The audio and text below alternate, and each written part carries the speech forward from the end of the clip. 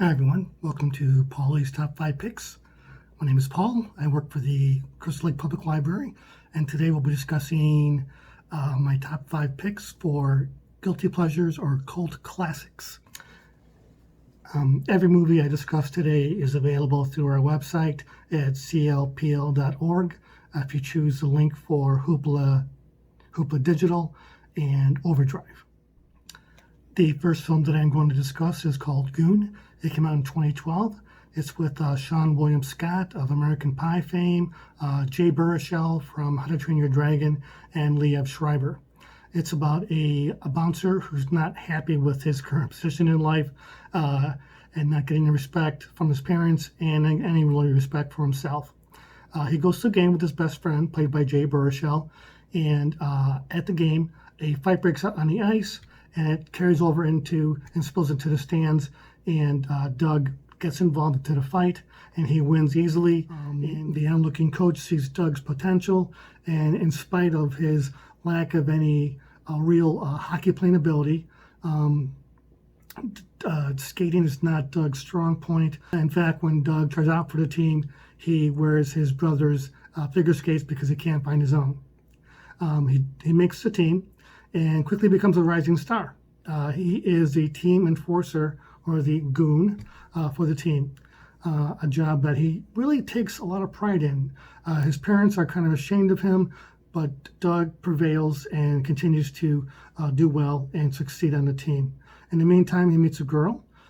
She's also a huge hockey fan, and there's a bit of a very sweet love story among all the fighting and all the profanity. So it's a lot of fun. So there is another hockey player who is the top goon in the league, and Doug is going to have an encounter with him eventually in the playoffs. And it's a really fun movie. It's a good movie, especially if you're a big hockey fan, and I think you'll enjoy it. The second film I'm going to discuss today is Tucker and Dale versus Evil. It came out in 2010. It stars Alan Tudyk and Tyler Labine. And this movie is it crosses genres. It's a comedy horror film, which is kind of an oxymoron. But this film, again, I've seen it several times, probably at least 10 times in the last 10 years, if not more. This movie's a lot of fun. It's about two friends who go on vacation at their dilapidated mountain house. They're going to go ahead and try and refurbish it and make it into their summer home. They're mistaken for a murderous backwoods hillbillies by a group of really preppy, obnoxious college kids. When one of the students, a girl, is Allison, is separated from the group. She falls into the water and is rescued by one of the friends, and they're brought back to the cabin, which they mistakenly think that she's been kidnapped. And they try to get her back. And during all this, when they try to rescue her, things seem to happen very badly and don't work out quite as well. This movie is a lot of fun and really caught me off guard. It's a great summer movie, and I hope you enjoy it. The next film I'm going to discuss is Bone Tomahawk. It came out in 2015. This movie is a Western horror film. It's a very good film. It crosses genres. Western and horror. I've never before ever seen a movie that is a Western and also a horror film, and I have to warn you, it is not for the faint of heart. It is very, very graphic and very violent, but it's also a very good movie. It has excellent dialogue, great cinematography, and an excellent supporting cast with Kurt Russell, Matthew Fox, Richard Jenkins, and Patrick Wilson. So basically, it's about a group of cannibalistic Native American savages called troglodytes. They kidnap some settlers from a small town called Bright Hope. One of the persons kidnapped is the wife of the deputy, who is for the sheriff, played by Kurt Russell. So they gather up a posse and they go into the Indian Territory to try and reclaim the hostages. but the enemy they encounter is more ruthless than anyone could have imagined. This is a gritty, action-packed thriller that chronicles a terrifying rescue mission in the Old West.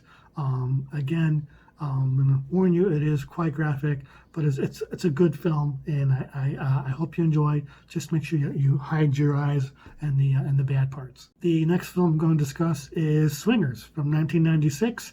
If you've heard, I'm sure you've heard people say Vegas, baby, Vegas, and You're So Money, and this is from this movie. This movie also started swing dancing again. This movie was directed by Doug Liman. I went on to some great fame filming some Jason Bourne movies. It stars Jon Favreau, Vince Vaughn, and Ron Livingston. Basically, it's about a guy named Mikey who comes out to California to make it big from New York, and he's getting very discouraged every day. He can't find a girlfriend. He gets dumped by a girl, and it really is his best friend is Vince Vaughn, a very smooth-talking, very fun-loving guy who sometimes gets into a lot of trouble. But this movie, I've seen it several times. It's a lot of fun. So basically, it's about when the lovesick Mike character, played by Jon Favreau, can't seem to shake a old relationship, but his smooth, fast-talking buddy Trent, played by Vince Vaughn, whose character you will see repeated over and over again. That's just Vince Vaughn in the way he delivers the dialogue in his own language, and does it very well. And he wants to show Mike a good time and to try to get him a new girlfriend.